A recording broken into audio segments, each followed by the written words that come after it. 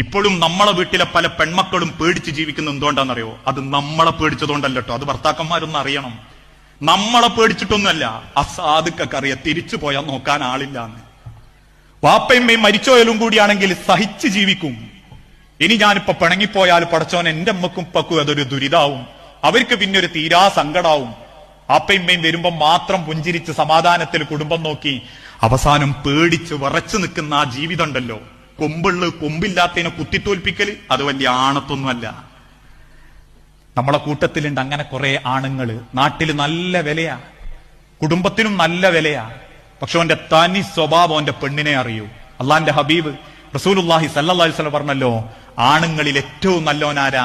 നാട്ടിലെ പവറും പത്രാസും വിലണ്ടാക്കിയോനെന്നല്ല, വസ്ത്രം ധരിച്ച് ഈഗോ കാണിച്ച് വാശി കാണിച്ച് മസിൽ പിടിച്ച് ജീവിച്ചോനെന്നല്ല, കെട്ടിയ പെണ്ണിനോട് ഏറ്റവും മര്യാദയോടെ പെരുമാറിയവൻ ഓനാ ഏറ്റവും നല്ല